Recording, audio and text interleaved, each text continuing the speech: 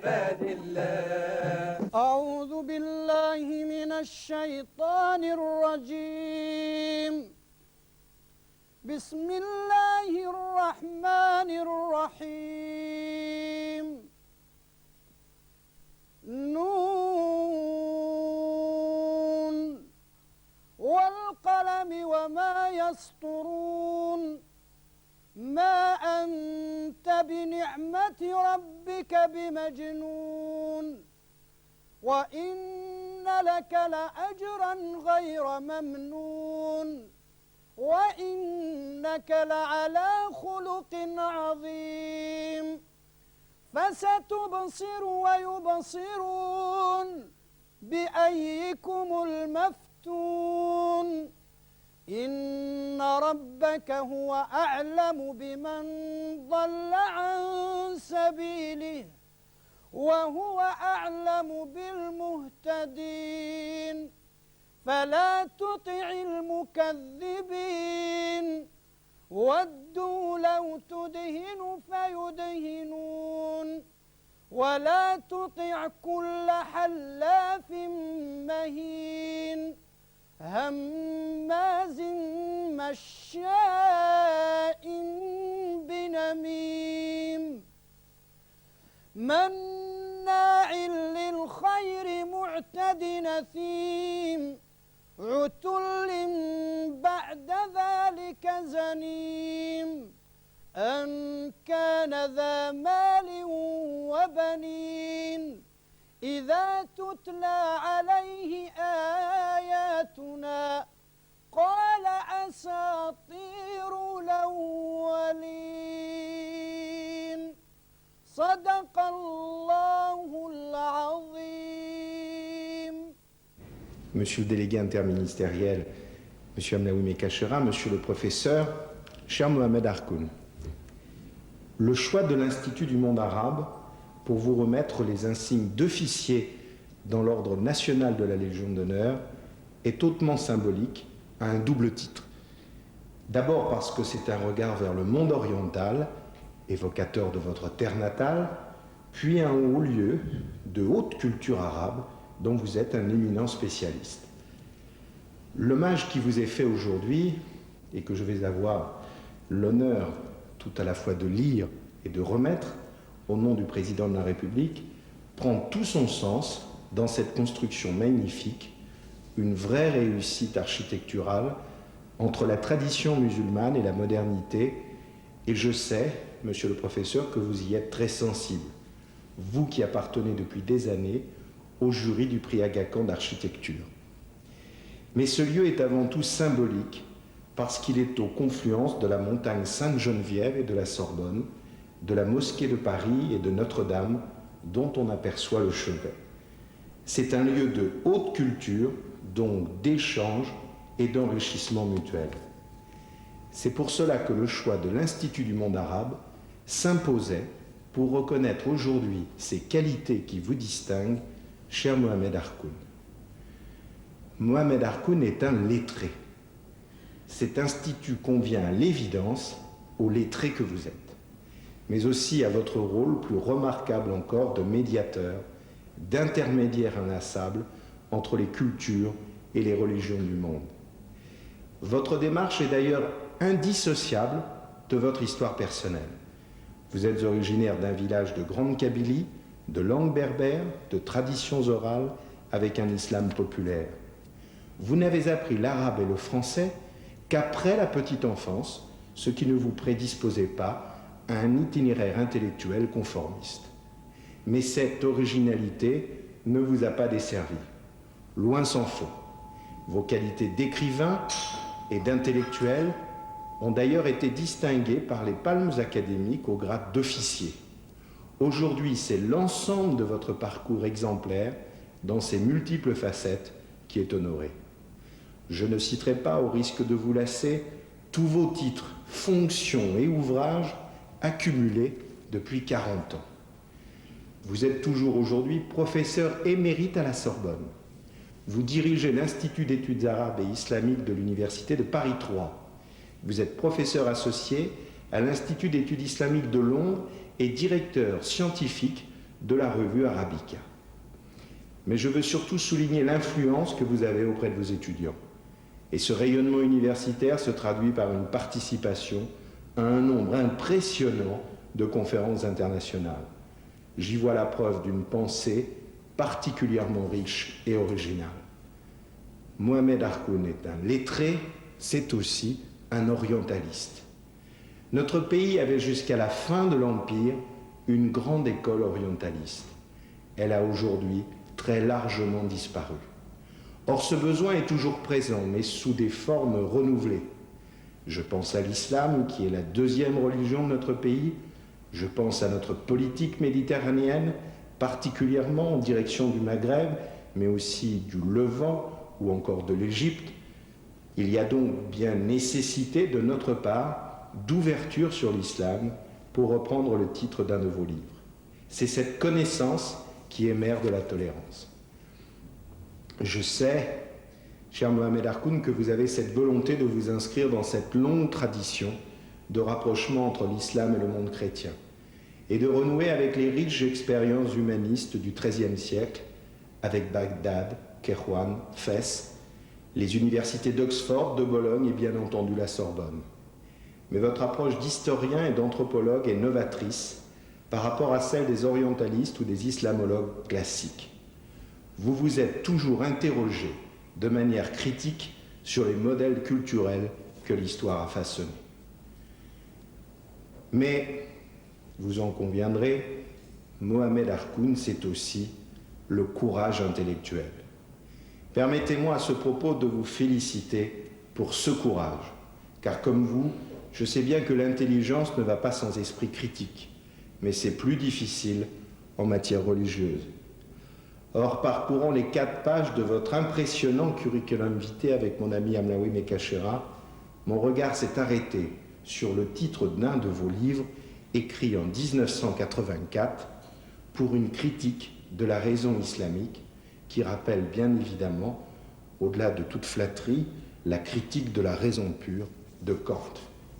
Ce rapprochement de l'islam avec l'analyse contradictoire de ce grand philosophe allemand est bien dans l'esprit des Lumières, cher à la tradition française. Mais ce projet est ambitieux et dérangeant, et je ne doute pas qu'il ait suscité des incompréhensions. Pour autant, ce type d'étude est à mon sens un élément indispensable qui participe à la recherche d'un islam à la française comme d'un humanisme arabe, selon vos termes. L'islam a d'ailleurs toujours eu des traditions et des courants divers. Le Coran lui-même insiste sur la diversité qui fait la richesse de la création. Si la foi et les piliers de l'islam sont intangibles et partout identiques, l'islam est vécu dans le monde selon diverses traditions. L'islam à la française est ainsi en train d'affirmer sa spiritualité tout en respectant les valeurs républicaines. C'est à cette recherche d'un équilibre pour les musulmans vivant dans notre pays, français ou non, entre le respect de leur foi et celui de nos valeurs démocratiques et républicaines à laquelle vous participez, cher Mohamed Harkoun. Et ce ne sont pas que des mots. Cette recherche, cet engagement, se traduisent par votre participation comme membre du Comité national d'éthique pour les sciences de la vie et de la santé et membre du Haut Conseil à la population et à la famille présidé par le chef de l'État. C'est par cette approche très concrète dans la vie de tous les jours que se forgera l'islam à la française, équilibre entre les valeurs légitimes de la foi et celles de notre République. Monsieur le professeur, cher Mohamed Harkoun, je veux aujourd'hui vous remercier très sincèrement pour votre rôle exemplaire de médiateur, pour reprendre ce terme du chef de l'État, de pont entre ces deux mondes, arabe et latin, qui trop souvent s'opposent, entre ces deux foi, musulmanes et chrétiennes, qui se sont tant combattues, et nos cultures qui s'ignorent bien souvent sans raison. L'ensemble de vos amis qui vous entourent aujourd'hui, ils sont nombreux, s'associent à moi pour dire le plaisir qu'ils ressentent dans un moment aussi exceptionnel. Maintenant, je vais prononcer ces mots que vos amis attendent. Monsieur Mohamed Harkoun, au nom du président de la République, nous vous faisons officier dans l'ordre de la Légion d'honneur. Vous pouvez applaudir maintenant.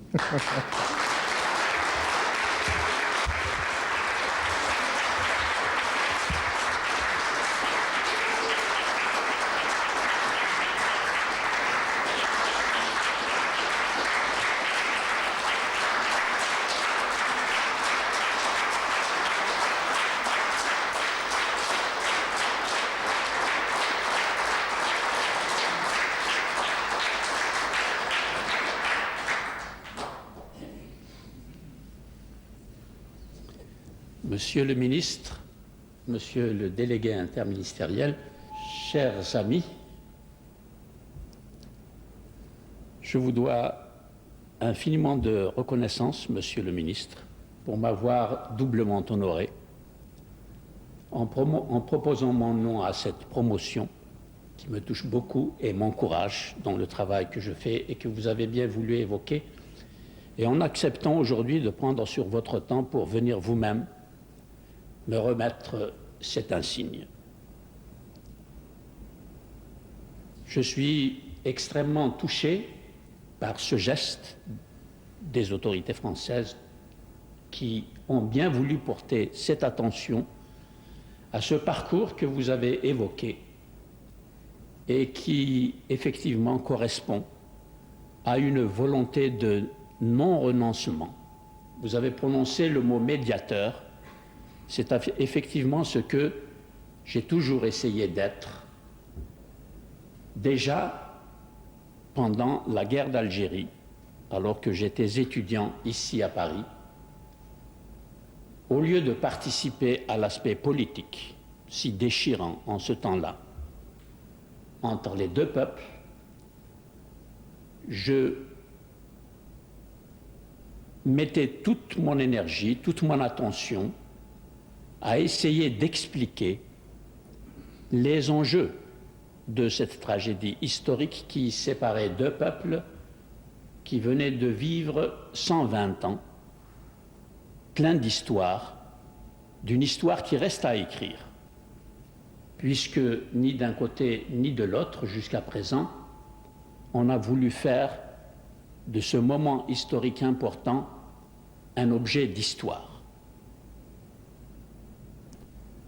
Et déjà, pendant cette guerre, je m'acharnais à expliquer aussi les ignorances accumulées de part et d'autre, malgré les ressources humaines qui existaient de part et d'autre, et malgré aussi des volontés qui se manifestaient et qui s'engageaient dans cette voie de la médiation pour ouvrir un avenir historique qui n'était pas seulement celui du peuple algérien et du peuple français, mais au-delà de ces deux peuples, l'enjeu principal et que nous recommençons maintenant à évoquer, insuffisamment d'ailleurs, c'était l'histoire des cultures au pluriel dans l'ère méditerranéenne, cet espace méditerranéen qui est la source de ce que l'Occident appelle aujourd'hui ses valeurs, avec un possessif très affirmé, oubliant que ce sont aussi, avec la même profondeur et la même intensité, les valeurs développées dans la pensée islamique. Et malheureusement, ce que peuvent apporter les intellectuels, les hommes de culture, les artistes, dans le rapprochement des cultures et des peuples, ne porte pas ses fruits, principalement lorsque les imaginaires passionnés se déclenchent, comme cela a été le cas malheureusement non seulement entre le peuple français et le peuple algérien, mais entre plusieurs peuples vivant autour de la Méditerranée, puisque jusqu'à ce jour, cette Méditerranée, ces peuples de la Méditerranée, ces cultures de la Méditerranée restent encore déchirés parce que les efforts de culture, les efforts de communication culturelle ont été jusqu'à présent insuffisants. Et cette insuffisance se marque, je puis en parler, à l'intérieur même de l'université. La façon dont les études arabes et islamiques sont encore enseignées, non seulement en France, mais dans l'ensemble de l'Europe, dans l'ensemble de l'Occident, en Amérique du Nord, avec pourtant là aussi des ressources considérables, matérielles et humaines. La manière dont ces études sont enseignées ne correspond pas du tout aux demandes pressantes de nos sociétés, de nos peuples, de l'histoire que nous traversons. C'est pour cela que je me suis efforcé toujours avec cette passion de la médiation culturelle et intellectuelle et aussi, je dois ajouter, spirituelle, puisque je m'occupe de l'histoire des religions. La dimension spirituelle est extrêmement importante, bien qu'elle soit négligée précisément dans nos universités, soucieuses essentiellement de production scientifique et par conséquent d'une certaine distanciation de ce que nous appelons la spiritualité. Les études arabes et islamiques vivent encore dans une marge, à la marge de l'université, en ce sens que des enseignements qui devraient trouver place dans les départements d'histoire, dans les départements de philosophie, dans les départements d'histoire des religions, dans les départements d'anthropologie, sont encore concentrés dans ce que nous appelons les départements d'études orientales ou les Near Eastern Studies, comme disent les Américains. Ceci est inadéquat. Et voilà pourquoi je le dis dans cette circonstance importante, Monsieur le Ministre, avec l'espoir que vous porterez à l'attention du gouvernement cette situation, car il faut absolument y remédier. Je pense par exemple aux milliers de familles d'origine musulmane et qui vivent en France et qui sont français ou simplement immigrés et qui ne trouvent pas d'espace d'expression scientifique, intellectuelle de la religion à laquelle ils se réfèrent. Ceci est grave. Je l'ai signalé à plusieurs reprises et la première fois où je l'ai écrit dans un grand journal, Le Monde, dans une interview qui avait fait énormément de bruit à l'occasion de l'affaire Rushdie, ce que je disais a été très mal compris par un grand nombre de collègues et un grand nombre de Français. Alors que je mène une lutte constante, acharnée, pour expliquer ce que la pensée française, la culture française a apporté dans ce nom cher aux Français et qui est la laïcité. Alors qu'il est si difficile précisément de présenter ce développement d'une riche pensée dans le parcours français, à la fois intellectuel, politique, juridique,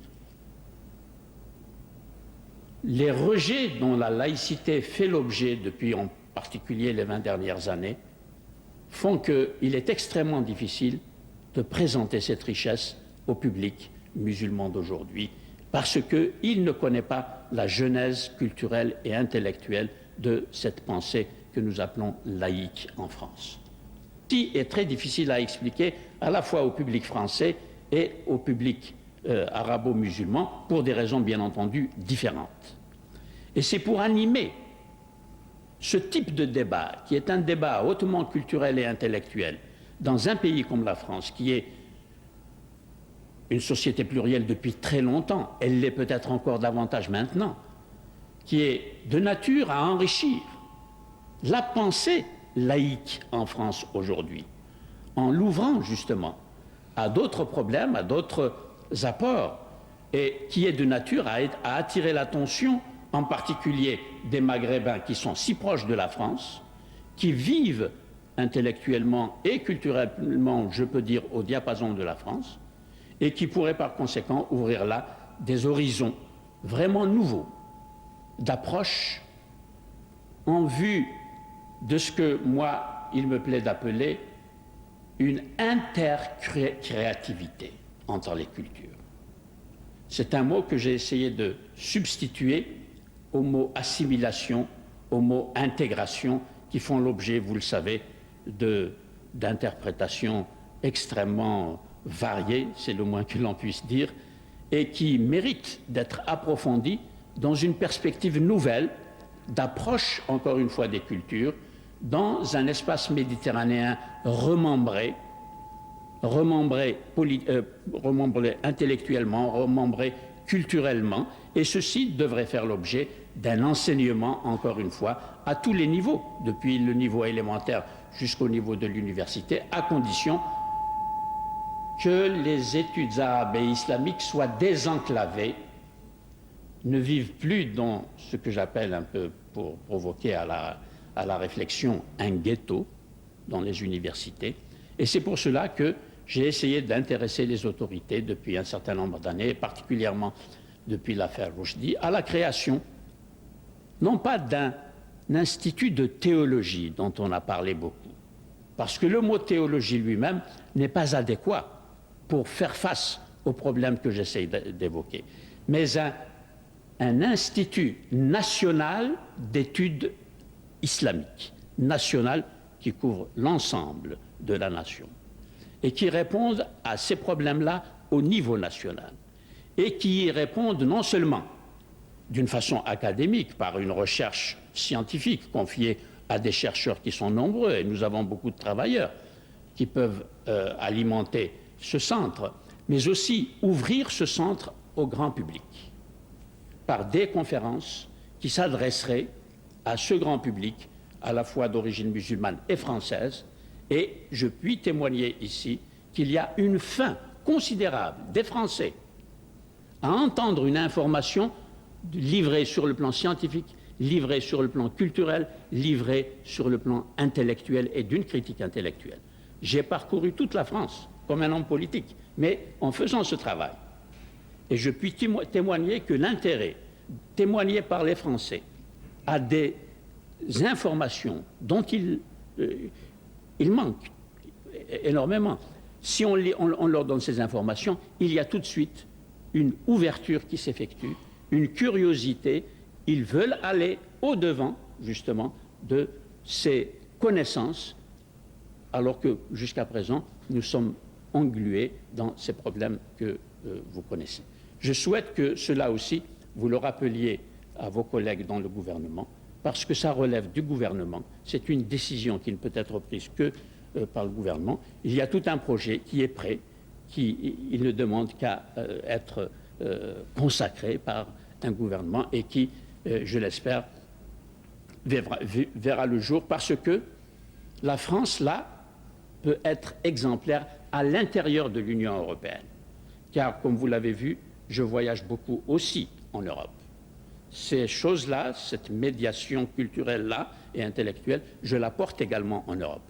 Je dois dire, et j'en suis très heureux, j'ai particulièrement réussi en Hollande, où j'ai passé 3 années, et l'audience que j'ai acquise là-bas est tout à fait encourageante dans ce sens-là, puisque la Hollande a créé un embryon de ce projet que je voudrais voir créé en France à une grande échelle, puisqu'ils ont créé une chaire d'islam à l'université d'Amsterdam, que j'ai occupée pendant 3 ans, et qui s'adresse précisément au grand public et en même temps aux étudiants.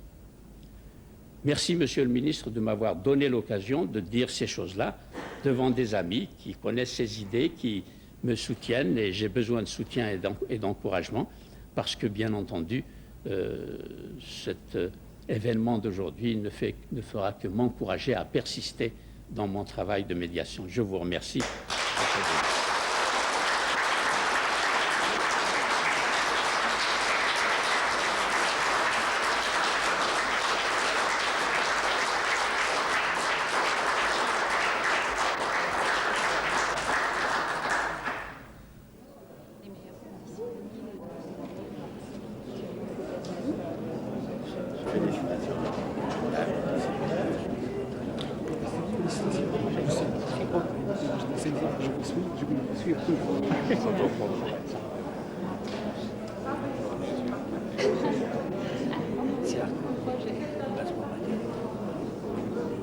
Et en effet, je crois qu'au travers d'hommes comme Mohamed Harkoun, nous avons aujourd'hui, au nom du président de la République, honoré un homme de lettres, un homme de culture, mais aussi un homme de médiation. Récemment, le chef de l'État avait parlé du pont qui devait exister entre l'Europe et l'Afrique et le Maghreb. Eh bien, je crois qu'un homme comme Mohamed Harkoun est plus qu'un pont, c'est une tête de pont entre des cultures, entre des savoirs, et c'est un homme qui devait recevoir l'honneur de la France et qui est aussi un peu l'honneur de la culture. C'est la raison pour laquelle, eh bien, au nom du président de la République, j'ai été très heureux de le décorer du grade d'officier dans l'ordre national de la Légion d'honneur, parce que c'était tout un symbole. Le gouvernement français a bien voulu porter attention à tout le travail de médiateur culturel que j'ai fait ici en France et que je fais en Europe pour faire connaître la culture arabe et la culture islamique, la pensée islamique surtout, face à la pensée française en tant que pensée moderne. Et donc tous les problèmes de la modernité que l'islam est en train de découvrir, que la pensée islamique est en train de découvrir.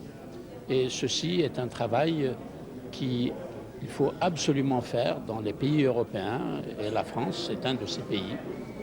Et je crois que si j'ai reçu cette décoration, c'est parce que le gouvernement français est très sensible à ce travail qui doit se faire au niveau culturel, alors que les affrontements au niveau politique sont toujours malheureusement très violents, basés sur des malentendus dus à des ignorances partagées. Les Européens ignorent la pensée islamique, les musulmans ignorent la pensée occidentale, et ça fait des années que nous le disons. On peut remonter jusqu'au temps où les Français étaient au Maroc, étaient en Algérie, étaient en Tunisie. Déjà, cette ignorance existait. Et voilà que nous découvrons encore aujourd'hui que nous vivons sur des ignorances encore plus profondes. Voilà pourquoi j'ai profité de cette occasion pour signaler devant le ministre que la nécessité d'approcher nos problèmes à travers la culture doit s'affirmer et doit se propager des deux côtés de la Méditerranée. Et ce travail est tout à fait essentiel et vital pour surmonter les tragiques malentendus et les oppositions politiques qui existent encore entre l'Europe en général et l'islam. On dit même islam et occident. L'islam luttant contre l'Occident parce qu'il est impérialiste, parce qu'il est dominateur. L'Occident répondant à l'islam en lui disant c'est une religion violente, c'est une religion fanatique, etc. Voilà les amabilités que nous échangeons parce que, encore une fois, la culture n'existe pas. C'est donc l'approche culturelle de nos problèmes qui est honorée aujourd'hui à travers ma modeste personne par cette décoration. Et je souhaite que le sens donné par le ministre et par moi-même à cette décoration soit compris à la fois du côté français et du côté arabo-musulman. Surtout que ça se passe à l'Institut du monde arabe qui lui-même est un lieu qui a été créé en France pour cela.